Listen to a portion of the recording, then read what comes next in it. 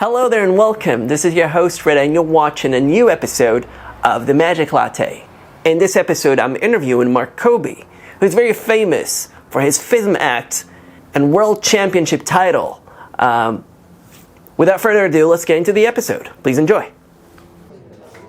Alright everyone, this is Reda, your host, and I'm with the one, the only Markobi. Mark, how are you doing? I'm good, but I don't know, I look here or I look at you? Whichever. We're having a chat. You look wherever you feel comfortable looking. Cheers. Yeah, cheers. Coffee and water. Mark, I've seen you like years ago on social media for the first time. You were publishing on a Facebook group a lot of things, and then out of nowhere, you popped as world champion of card magic. And I was like, whoa, I know this guy. Yeah, we met before, I think. Yeah, I think I saw you once at Magic Dream, a magic shop that's very famous in Paris. My head is being cut because of... Yeah, I know. Yeah. So, if you were to introduce yourself in your own words, how would you introduce yourself? I will introduce myself as a dreamer, and I think that's the best definition. Yeah.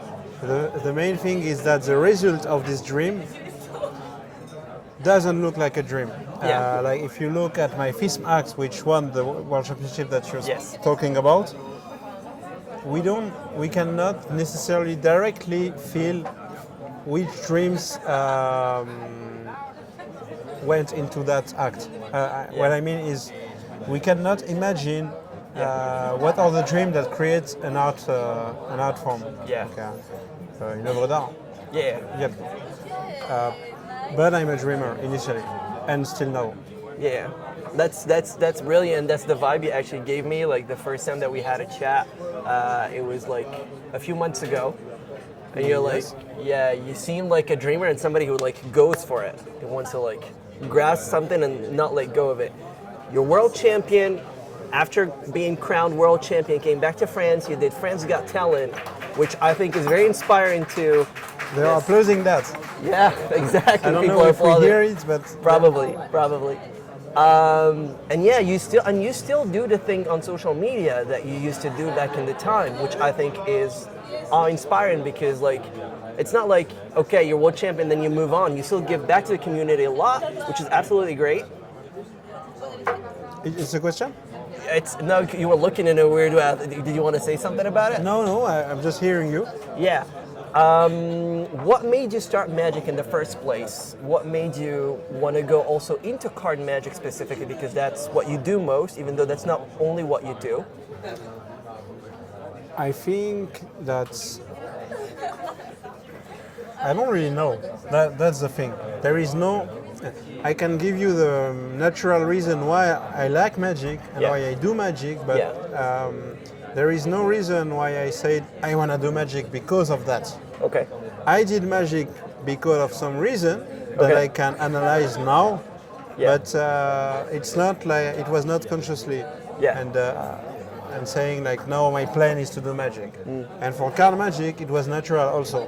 Like the first tricks that I saw in my life were cards. So that's the first approach I had with magic. And also, this is very casual. This is very something everyone has. So the fact that something magic happened with something that billions of people have, and it's not supposed to be magic, that's inspiring. Yeah. Nice. Do you remember what was the first magician that you saw and you were like, wow, this person's an inspiration? But the fact is, when we are magician, we try to do magic. Yeah. So the main point is not the magician, but the magic. Yes. And the first souvenir that I have is magic in my cousin's hand. My cousin, which is not a magician. Oh. So it was like disappearing a coin. Okay. But without, like, maybe, I think now when I look back in my souvenir, probably he had sleeves and he only did that like. Sleeving, okay. And I was very, very young. Yeah. But I had this souvenir of pop and nothing anymore. Also, I have another cousin, like two cousins, like he made this trick, touch the ace of spades, and I touch, and it was the ace of spades, only by coincidence. But I felt magic, and he played with that. I was very young, and he made as if it was like playing that, and he did it 2 times, and it worked 2 times. Then he showed me some tricks. Also, he had 2 tricks, and all the time I had cards around me. I was doing that trick. Wow. Looks like I didn't practice English for a long time. That's true. Like it is baffling and amazing the way you, like, I remember this one time we were hanging out in a bar and you were just like forcing cards non-stop. And you were just, it's amazing how this is like, you seem like very, what's the word I'm looking for? You seem very tormented or like focused on this, like forcing the card. Is it because of this souvenir, this memory? I have like a kind of a passion for forces, of course, now. Okay. Yes, this is because of that. Okay. Because the first trick was like touch one card, it was the good one, but the other one was, the other trick was without force, but myself, I was not a magician, but I mixed it with the force. I mixed one trick that he showed me with the force, so I start to love forcing. Okay. And all my life now. So this is what I like the most in Magic, my preferred tool. Yeah. It is impressive how natural it seems, and very like. I think I saw also the one on TV where in French TV where like Eric Antoine, who's like a French magician, or was it another jury member? They just go like this. No, it was Eric Antoine, right? It was him, yes. Yeah. Eric Antoine. And then he touches the card face up, and it's crazy how smooth it seems, and yet the force is there. And it was the same with Penn on Fullers. Right, exactly the same. And the 2 times I did that, I only tell for the people watching, it's a risky moment, very risky. It's not like, I'm not sure about succeeding that, but it was fun. You love risk, because I remember that you were also doing another thing where you were betting your phone to people that they would pick the Queen of Spades or some random card. You were putting 2 cards, and you're like, I bet my phone that you're going to pick this specific card. And then the people were still picking up that card. What's your relationship with risk? Why do you keep going for risks? First thing, you said before with the force, it seems natural.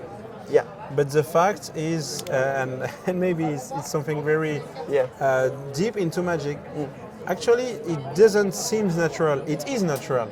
The fact is I try to appropriate myself the technique to make it natural, to make it in my blood, to put it in my blood, in my organic, in your DNA. Like under my skin. Yeah. So it is natural, it becomes natural, and pretending to be like, what did you say? It seems natural. Yeah. Doing something that seems natural. Yes. Often is not natural. Like, and there is a problem with that. Then you ask me. What is your relationship with risk? Risk is in life. Yes. Is natural. So, in addition to make the technique, to put the techniques under my skin, in my blood, it's to be natural. And risk is in natural life. Like, I try to be closer as I can to real life. And a lot of magicians, for not to say almost everyone, unconsciously put distance between them and the real life, and I try to lower this distance the best I can. Yes. Whoops. Like this. Yeah. Cheers to that. I was gonna ask, that's a question I've been meaning to ask you. We're gonna jump from the risk to this. The character. You have a wonderful character, and you do close-up magic. And we see, I personally see a lot of close-up magicians that are kind of like copy-paste. It's like copy-paste, and then there you go. See, character, and everybody's like, you're weird. And when you're on TV, you're like, whoa, this guy's from another planet. He's an alien. How did you come across this character of yours? Is it because you were like this in real life and then this is how you became? What's the story behind your character? Like, we all have weird moments. All. Yeah. When we are in pajama, when we are drunk, when we are at party, when we are with our friends, we all have weird moments, and we try to tend to be as normal as possible the most of the time in life. Yeah. The fact is trying to allow ourselves to be weird like that and to exploit it, like To exploit. to exploit. Yeah. Yep. To use this. Yeah. To use the good points, like it's not a good example, but like for example the snake poison, we can make good things with it, and all the weird points that we have, we can like press them and take something good, and make them use them for the character, and the character is not always a character. It's like only an extension of ourselves sometimes. Yeah. And I had a conversation yesterday with someone, and I was saying that when we search, a lot of people are searching their character. Yeah. They're searching, they're not finding it. Yeah. They're only searching, Yeah. and they are lost. Like, I want my character. Because they are searching outside themselves. But like, it's like being in his house, Yeah. having something in the house, Yeah. and searching something that we lost in the house, in the garden, in the garden, in the garden, and then more far in the city, and always more far. Like, the most you will search, Yeah. the more you will be far from the thing you are the searching. character, yeah, from the And it's You're looking for. we can create a character, of course. Yeah. But I think there is two things, or three. Not have a character, Yeah. or having an extension of ourselves that we play like a DJ, more that, funnier, not funny, Yeah. like we play, or we create a character. But in the 3 points, if we are ourselves, we are ourselves. If we are an extension, we have to understand the parameters of ourselves to play with that extension. And if we create a character, like, it's human. We can create only with what we have, what we know. And Yes. the thing that we are supposed to know the most is ourselves. Yeah. Even we are supposed, but it's not always the case. Yes. It's not simple. It's kind of weird. I don't know if I lost your question or not, but No, yeah. It's We are indirection. inside? Yeah, Yep. because we're talking about the character. That was my question. It's like your character. How did you come up with the character that you have? You know, the guy that we see on FISM, like blah blah blah. Oh, do you want chips? Oh, have chips. Oh, blah blah blah. Sorry, I'm filling up because I didn't have a script. My script is shit. Like, okay, you're on FISM, and then you're saying this. It's a character. How did that character come to life? Did you like script him, or was it an extension of you, like what you were saying? like FISM was scripted and Yes. unscripted, both. Like, Okay, there were scripted okay. moments and unscripted moments, and Yeah. also I script. There was a moment like it's scripted that it's not supposed to be scripted at this moment. Okay. Like this. The weird thing is the thing that are funny, or that people see it as a character, or the normal thing. Yeah. Like, now you're drinking coffee is normal. Yeah.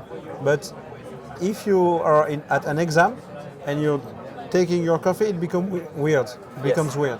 But it's normal. It's Yeah. having an exam that is weird. So that's fun. That normal things, like being nude, Yeah. is more normal than being with Yeah. clothes. Yes. But it's weird. And I try to explore that thing and play with that since I'm young. Like, the people are conditioned to the things that are normal, Yes. but which are not at all. Yeah. And I like to do normal things that people find not normal, but actually they are more normal than what they do. Like, it's very normal to eat chips. It's very normal Yes. to be late. It's very normal to wear casual, more like a smoking, Yeah. costard, cravat. Yeah, a smoking. A smoking Yeah, like is not normal. a suit. It's Yeah. not normal. A suit is not normal. Yeah. But being casual is normal. Yeah. So there is like a paradox between all of that. That brings me to a thing. So you're very good friends with Quentin Métonnier, le dramagiste. Who? Quentin Métonnier. No, I'm joking. I know you are. So, and I was chatting with him because I do stand-up comedy. And I Yep. do stand-up magic. It's like stand-up comedy, but with the magic effect in it. Okay. And this one time I was doing an open mic, and I exploited the fact that I would do my act and not do magic in it. Like I would fail my magic trick, but there would be a gag in the end. Like I would finish with an envelope saying prediction, your card. That's what's written on it. I never find the card selected by the audience.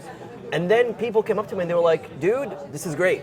And I thought I would exploit it and was talking to him about it. And then he mentioned that you love to do this. You love to go up to people, do a magic trick, go to the climax, and you're like, is this your card? People go, no. And you're like, actually, the thing is, there can be more magic in. So for the people listening, I don't know if it's going to be only audio or video. It will be weird. I speak about magic and then girls coming. So yeah, we're not speaking about them. Yeah. So the camera. Also, like always, paradox. I love the paradox, but it's not that I love. There are paradoxes. You say that you did your stand-up act without magic. I came as a magician, but it was comedy only. They were like flashy effects, like flash paper, etc. But my magic effect never succeeded. But you say something very interesting now. Yeah. Because you can have more magic into a not magic act. Yeah. And you can. Big camera. Okay. You can have more magic into a no magic act. Yes. And have no magic at all into a magic act. Like there is a magician and we don't feel the magic because it's shit. Yes. The fact that you're saying now, you say you came as a magician. Yeah. And you stayed a magician because magic is inside ourselves. Yes. It's in the blood. It's in the mind. It's not what we do. It's what our identities. It's what we. I mean, identity. I say with that, but like the magic is our way to see life. If we are a magician, we have a certain way to touch life, to see life. So even we are not doing magic, it could be like people feel what we are, and all the work. I strongly believe that. Yes. Our inner world, all the work we put, all the idea we had, all the times we thought about it, people will feel it. So, not consciously, but they will feel like there is like aura. You know what? An aura. Aura, yes. Yeah. Like an energy. Yeah, there is something. Like when you see a writer, a novelist, they are like in a coffee and like you feel something. Yes. So that's it. So it's not about what we do. And if you like, let's put it into practice. If I'm a very good magician and I make you choose a card, before choosing the card, the way I act, the way I brace, the way I look at you, the way I move, here is the magic, not in the trick. The trick is here to communicate. It's communication. Also, it's magic, of course. But this is the difference between tricks and the magic. Magic trick and magic. And the magic includes the personality at a very high percentage. For not say all the percentage. I mean, I understand what you mean. The magic is like the whole thing, and then the tricks come to make the message of it go through to the audience. It's interesting. I'm not succeeding now in having all the truths in this quick conversation, but we have some points. My question was for you was like, what's your relationship with failure? Because Quentin was mentioning that you like to go and fail on purpose and still act as a magician, like with all of your might and confidence in front of an audience. Like, oh, I failed the trick, but I still look at them confidently as if I succeeded. That's why he mentioned. I don't know if that's because what we say now. Because it's not failure or success that determine our magic. It's ourselves. When you start to believe that, you will not care about succeed or not. Yeah.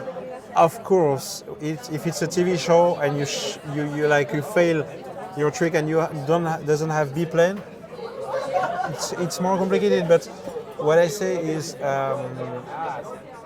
as we believe we are the magic, what we does becomes like very flexible. Yeah. But why is it that you love going to people and failing on purpose? Good question. Because that's something I wanted to exploit as well. I do it every now and then because I want to exploit the comedy in it. But why do you do it? The reality is, I don't have now the answer. I didn't thought about it. But the part of the answer is curiosity.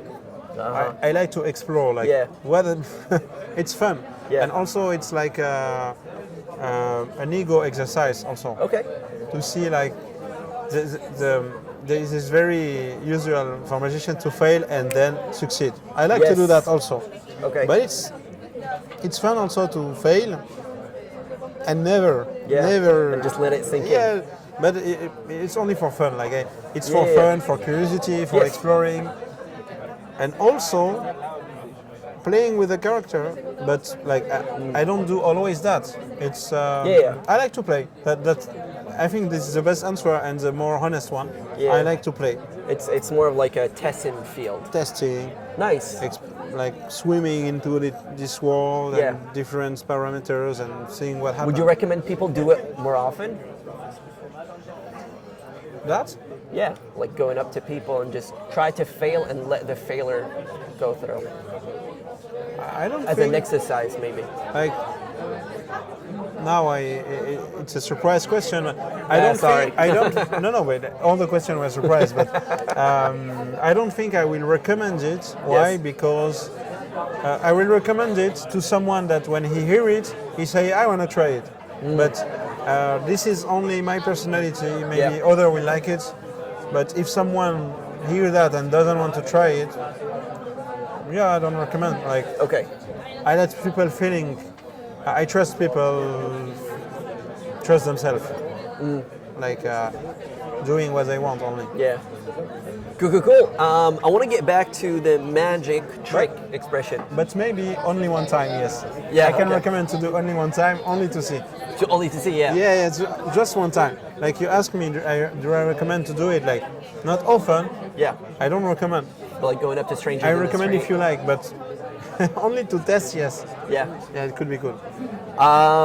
Okay, we still have about, let's say, 15 minutes. Yep. So we're gonna. This is how I'm gonna structure it. I want to get back to magic trick. This is a question I love to ask everyone, magicians and also laymen. I go up to them, and we're running out of drinks. How do you define the expression magic trick? How do I find the expression? How do you define it? What's your definition? Subjective definition. So not magic trick. Magic trick. It's an impossible phenomenon. Okay. That's it. Impossible phenomenon. Okay. And if possible, entertaining. No. Forget about it. Only impossible thing. Something impossible that happened. Okay. Impossible phenomenon. Interesting. It's interesting because everybody gives a different compilation of words. Okay. To it. What are the classic? I don't remember all of them, but I remember. That's a good question. Actually, I don't remember most of them. But some people are saying that trick is like the method, and then the magic is the impossible. So it's a method to arrive to the impossible, to the illusion that the impossible is happening. Okay. Because the trick is the method, okay, and then magic is the illusion that the impossible is happening. So it's a method to arrive to this impossible happening in real life. That's one of the answers I got. Okay.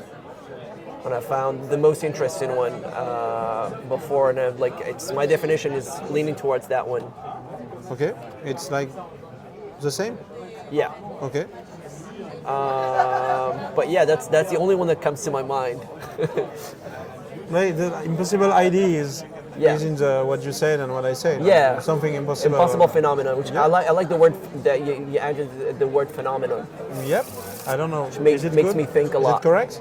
It is, yeah. Well, I mean, there's no wrong answer to this. No, I mean, is the word correct in English? Oh, yeah, it is. Okay. Yeah, it is. So yeah, there was this, and I also want to ask you, what are for you the basics in magic in general? Like if you were to meet Mark from, I don't know how many years ago you started magic. How many years ago did you start magic? For real, 11 years ago. 11 years ago, okay.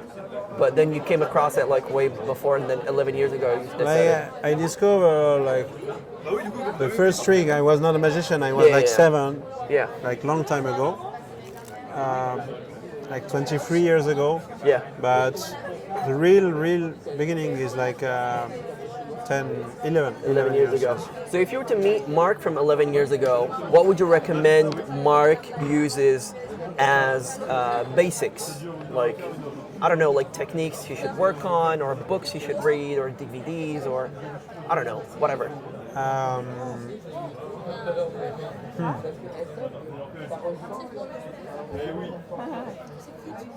The only thing I can recommend is to like fuck the sentence "you should." Okay. The "you should" sentence is to fuck it. Yeah. That's it. Okay. This is the most important thing, I think. Cool. Like, and all like trusting ourselves when we feel someone say you should. If you feel yes, you do it. But if you don't feel it, you don't. Like those kind of obligation destroy the people and the magic and the personality also. So what I understand from what you're saying is that you would tell your younger self to trust his instincts and not give a crap about what he's being told he should do. Yes, but this is what I did. Like like when you say giving an advice like something I didn't do and now I recommend. You can still give the same advice. You can like if you believe it worked and you still believe in it, like you could still give the same advice, like trust in what you did. That still works. Yeah, like to discover like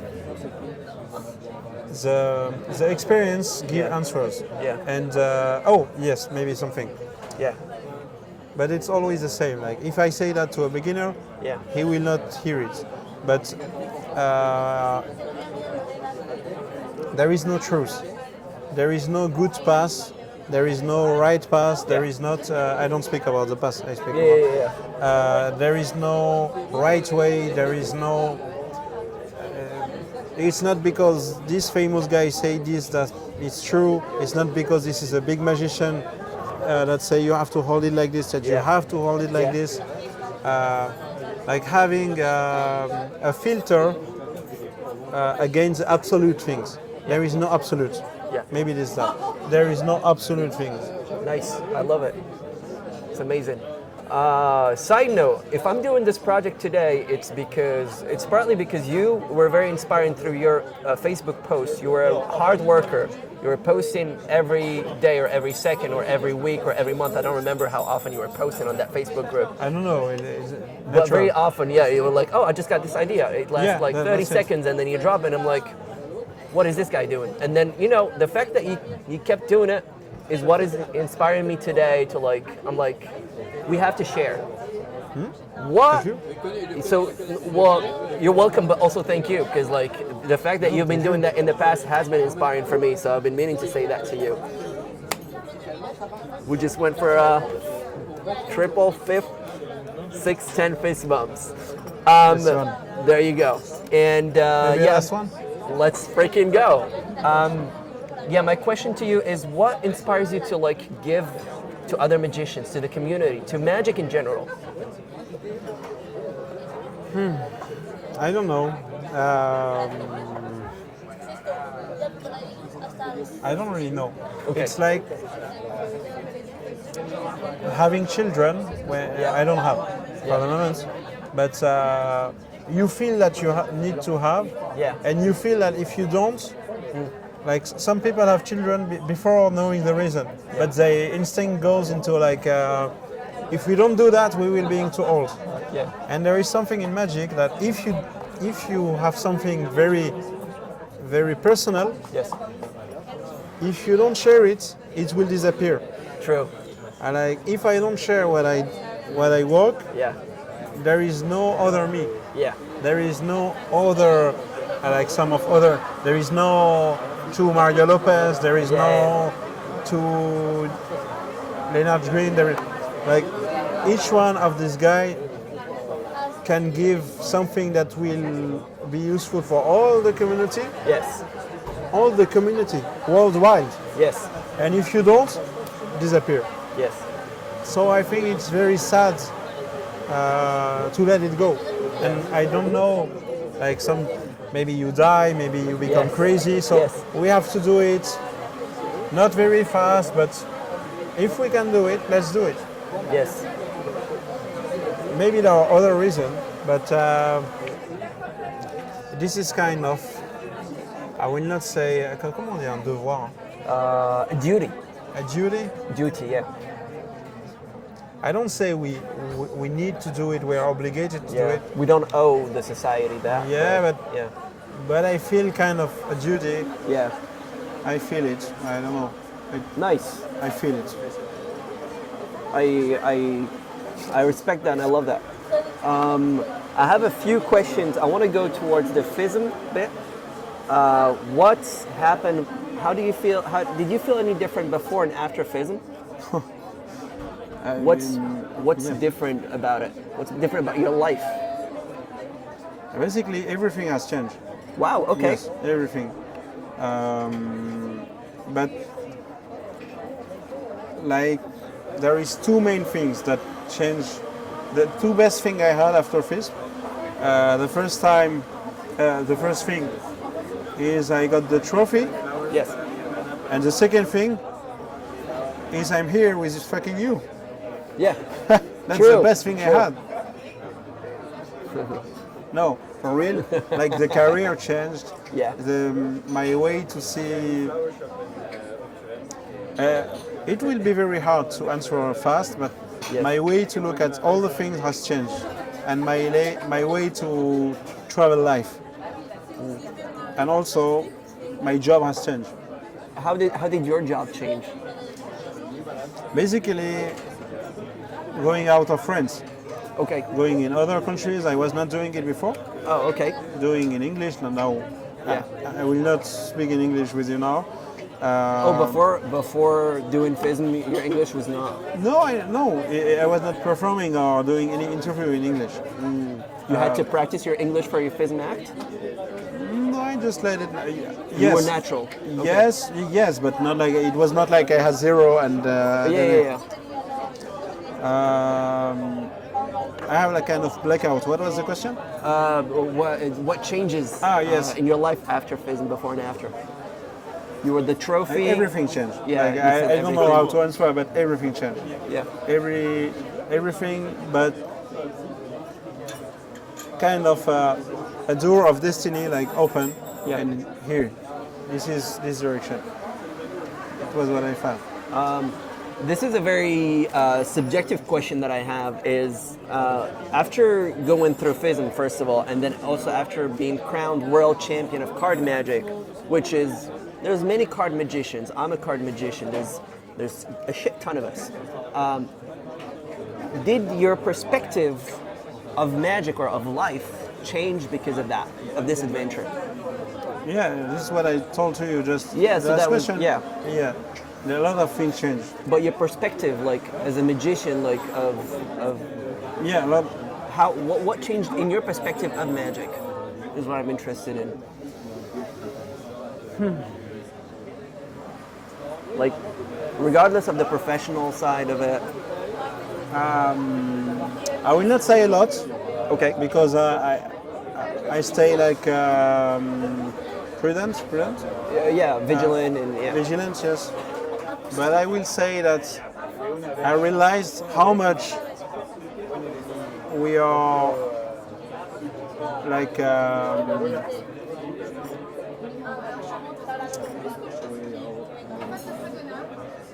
Let me think the good word. Go ahead. I realized how much magic Yes. is not like the psychological world. Yeah. No, the psychological work Yeah. has been only beginning now.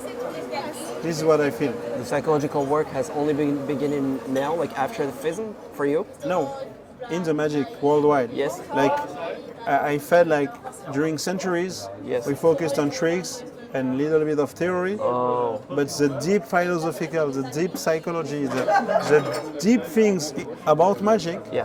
I think this is now that, like this century, that we start to begin to understand.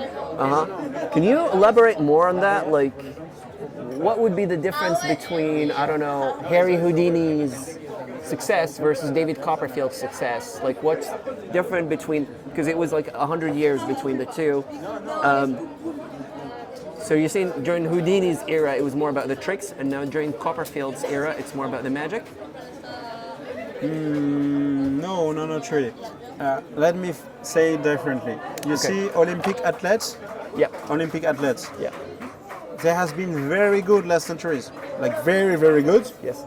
But they were training very hard. But only now they start to discover how to work with chemical aspects, chemical understanding.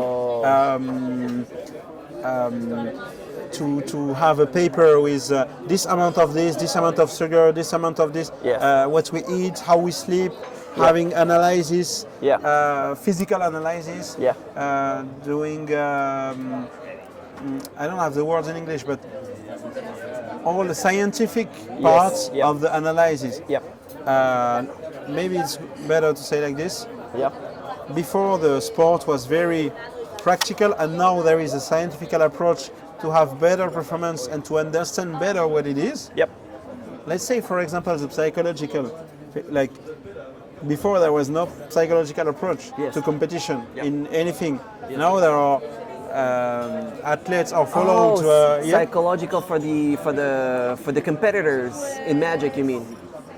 I speak about competition as an example, but in But everything. you mean okay. Like in cooking. Yes. Cooking. Yes. Have been very good cooking last thousands of years, but now we are understanding why this is good. Yep. Why this? What is inside? What is the formula? What is what happens if we mix this and this? For which reason? For which scientific reason? In magic, it's the same. Like now we understood how to do things, Yes. and now we start to understand why, but only starting. Yes. And like this is the beginning, but it was also the beginning before, and it will also be a new beginning tomorrow. Yes. But what I mean is I realized how much we are not accomplished in this art. Yeah. How much there is It's continuous. unknown world for the moment. Wow, that's interesting. We have only a few minutes left, and I have two questions. Yep. First one is, what's the future for you? Because you've been crowned world champion, and now you have things happening in your life. It's pretty cool. What are your projects for the future? First of all. First, there is a book that is coming in the end of the year Nice. with Free Monkeys. Absolutely amazing. And it's a book about, there is two halves. First half is the mental process that, like for the road to FISM, Yep. mental process. And the second half is my FISM act from zero to the end, Okay. Wow. That's elaborated amazing. with the psychological. This is the next thing that is coming. Okay. And how do you see yourself in the future, like the next 10 years, the next 20 years? What do you see yourself doing as a magician? For real, I don't really know. You haven't really thought about it. I think, Okay. but this is one of the things I understood when you said what changed with the FISM. Yeah. I understood that I don't want to have precise goals. Nice. This makes me sad to have like in 5 years this, in 10 years this. Like having goals. This was a big goal, and I had it, Yeah. and I know what it is to achieve it now. Yes. So now my goal is to have no precise goals, but Nice. to have a right walking, The path. yeah, to have a right path, Yeah. but not a right goal. Nice. Even I will do next FISM is also a goal next year. Nice. That's amazing. I love it. Yeah. Okay. That's very exciting. It's very exciting to go back to FISM after winning it. Yeah, I mean, you asked me to like it's only to have like goals. Yeah. But my profound goal, like in life now, is to keep going, Nice. to find things good, to do things, to do good things. Yeah. But not to be like very very focused on one thing. Yeah. I still have like a lot of questions, but I'm gonna ask the last one. This is what I ask everybody on this podcast is, what would you say to anybody watching this? If you had one message, one sentence, one word, whatever it is. I will say.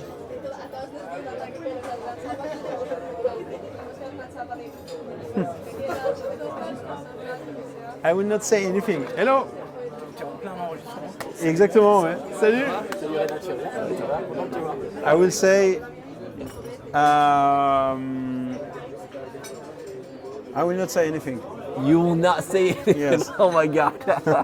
we just had a French magician come up to us and say hi to us, Jean-Luc Bertrand and his son.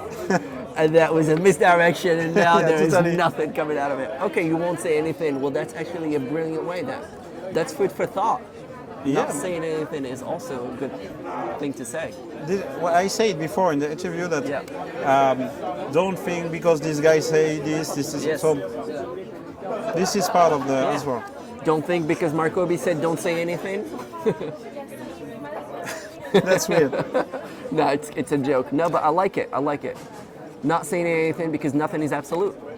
That's it. Yeah, If I say something, maybe I love it. Thanks a lot, man. I enjoyed this a lot. Thank you so much. I still have so many questions. Maybe, I don't know, if time allows it in the future, and if you're down, we might do another episode. Thank you so much. This has been fun. I've been Reda, your host, and have a wonderful day.